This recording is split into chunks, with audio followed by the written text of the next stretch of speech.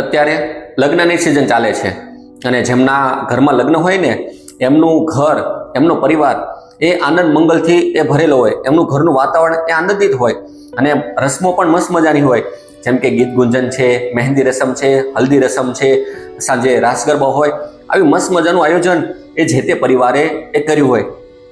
પણ છતાં આપણે છે ને ક્યારેક ક્યારેક આ બધી રસમની છે ને એ પથારી ફેરવી નાખતા હોઈએ છીએ અને આપણા શરીરમાં એ ક્યારેક ઈજા પણ એ પહોંચાડી દેતા હોઈએ છીએ અને સામેવાળાને પણ ઈજા એ પહોંચાડતા હોઈએ છીએ. એમાંની જ એક રસમ છે હલ્દી રસમ. હવે આ હલ્દી રસમની અંદર છે ને એક સ્પેશિયલ એક વ્યક્તિની નિમણૂક કરી હોય ગેમ રમાડવા માટે કે બંને પક્ષનાઓને ગેમ રમાડે અને મજા કરાવે. પણ ક્યારેક ક્યારેક જે ગેમ રમાડનારો હોય ને એને કંઈક અનુભવ ના હોય, જે રમતા હોય ને એને કંઈક અનુભવ ના હોય, ત્યારે ઘણું બધું સહન કરવાનું એ થતું હોય. હવે જ્યારે હલ્દી રસમ હાલતી હોય ને ત્યારે દોરડા ખેંચ હોય. હવે જે અનુભવ વગરના હોય ને એ પતલું દોરડું લાવે અને સામે પાછા બધા એવા જ હોય, સામે પક્ષના. આમ જો હાથમાં આંટીયું મારી અને કે અમે તો જીતી જઈએ અને અમે તો જીતી જઈએ અને એવી રીતના દોરડા ખેંચે.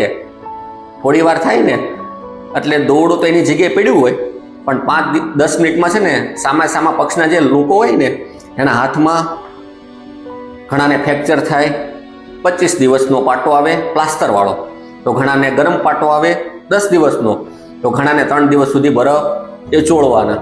હવે વિચાર કરો કે લગ્નનું મસ્ત મજાનું આયોજન હોય અને આપણે માણવાનું હોય, એની જગ્યાએ હાથમાં પ્લાસ્ટર આવે તો કેવું લાગે?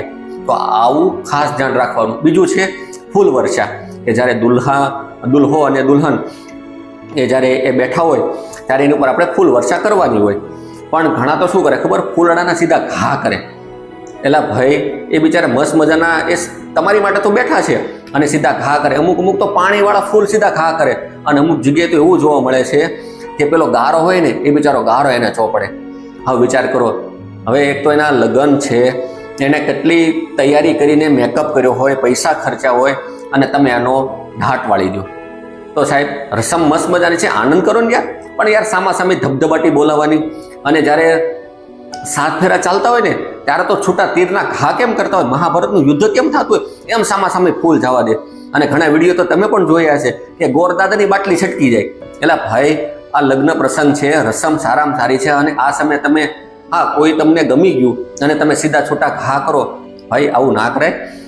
અને લગ્ન પ્રસંગ છે તો સારી રીતના માણો.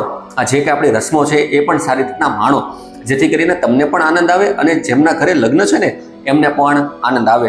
તો ઘણી બધી રસમોમાં તમારે પણ કંઈક ને કંઈક આવું થયું હશે.